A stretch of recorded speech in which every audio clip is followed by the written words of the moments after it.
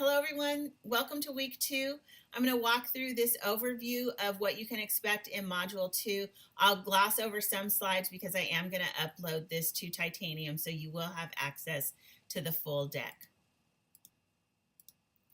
Thanks everyone for posting your introduction and random question videos on Flipgrid. I hope you enjoy using that tool. We may use it again, so any feedback you have is appreciated. A reminder to get your response post in. It's just required that you respond to one classmate, but we're such a small class. If you want to do more, I'm sure everyone would appreciate hearing from you. That is going to be due though for grading purposes by just one of them by Monday the 3rd if you haven't already done that, and also the Turnitin if you haven't uploaded that yet. If you have, you should already see your grade posted, or it wasn't graded, it just is marked complete at this point. Join Remind, that's how I'm communicating with the class. I think almost all of you are signed up for that. I can't stress enough how important I think it is for you to sign up for Grammarly. You're going to be working on your research paper. I believe you also have a paper due in 520. So this is a terrific tool to just help you fine-tune your writing and point out some of the common errors that we all make. And so if you can get your paper cleaned up as much as possible before you hand it off to your peers for feedback and to me for grading, that would be great. And then I did send out an announcement. We are confirmed at 11 for class enrollment, so I was seeking your input on the group configurations. There's still some of you who haven't responded to the poll. Every vote counts, so go ahead and get your vote in. Right now, though, it's looking like group consensus is a preference for having one group of 3 and 4 pairs working. So that means we're 5 groups. It means we're adding an additional group back into week 6, or not back in because we didn't have it, but now we're going to use week 6 for one of the group presentations, and we're going to split chapter 4 because it's one of the longer chapters. And you'll see that reflected, updated in the syllabus and the notation when you review the announcements and in the group configuration link. So all of those details are in lots of places on Titanium. The learning objectives for this module are really focused around your exposure and to the learning theories. And so I have put together these objectives that you'll be able to describe adults' learning needs and how they're different than children's learning needs. That's going to be kind of getting you ready to dive into chapter 3, which is andragogy.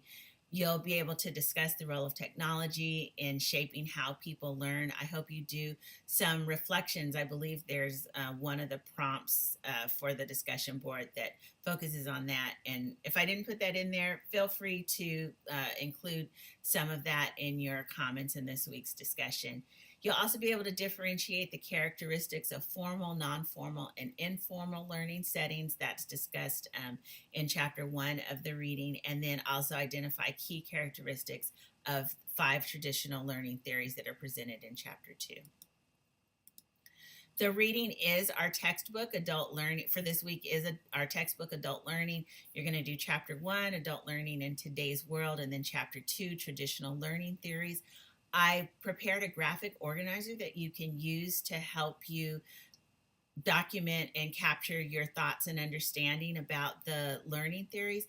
I just did the big 3 in the organizer, but I shared the document so you can edit it as you see fit and use it as you see fit. It's not required. You can continue to add to it as you read about additional learning theories throughout the term. It's just a resource that's not linked to any graded assignment. And then I've also prepared focus questions. I suggest reviewing those before you get into the reading and also before you start thinking about what you want to post on the discussion boards. So these are the questions. Again, you'll be able to see these in Titanium and in the discussion board. And there's also focus questions for chapter 2. You're not required to answer all of these. They're just kind of, again, to help you focus your reading. I've pointed out some things that I think are they're shaped around what I think should be some key takeaways from reading the two chapters. But for assignment purposes, you're going to pick one between the two sets of questions, and that's going to be the starting point for your discussion board 2 assignment. The assignments for this week are your discussion board post, your reading and discussion board post, original and a response to appear. Again, with just 11 in the class, you know, we can respond to 1 or 2 more. You're not going to get an extra point for it, but you are going to help build our learning community. So you decide, but for grading purposes, it's just 1.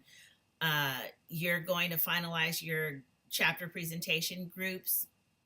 Many of you probably will have already done this before the deadline, but the deadline is Monday, June 10th, and that's posting that onto the group presentation sign up discussion board so that I can finalize that list for everyone to see.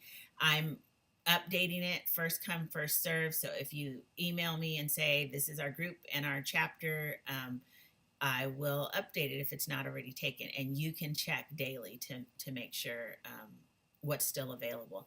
And it's time to start thinking about your research paper. So I've got a link in this week's module to that overview document if you didn't already review it in week 1. Finally, I've added some additional resources for the module. So the first one is just a short video on the knowledge economy.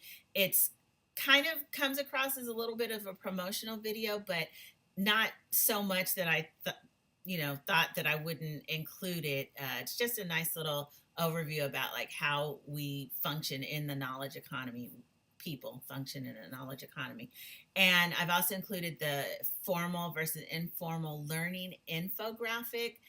Kind of hits 2 birds with 1 stone. One, it does a more comprehensive job, or adds an additional layer of information around this topic that you're introduced to in chapter 1, but also gives you another opportunity to see how infographics are used to convey information and for instructional purposes.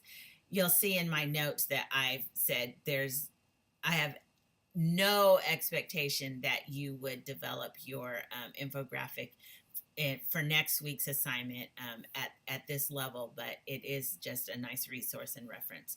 In chapter 2, I've added the graphic organizer that I mentioned to you, and there's a link to a resource about how and when you would use behaviorism and instructional design for e-learning. And then I added this last one. This is applying Gagne's 9 events of instruction. It's got a really brief mention in chapter 2, but as you're thinking about designing your chapter presentations, I'd like you to take a look at this and become more familiar with these 9 events. The first one is gain the learner's attention. So I hope that you'll be thinking about the ways you can incorporate the 9 events as you're planning your chapter presentations. And this is just a quick view, just a screen grab of what the graphic organizer looks like. And again, I just did the big 3: behaviorism, cognitivism, and constructivism from the chapter, but you use it however you like.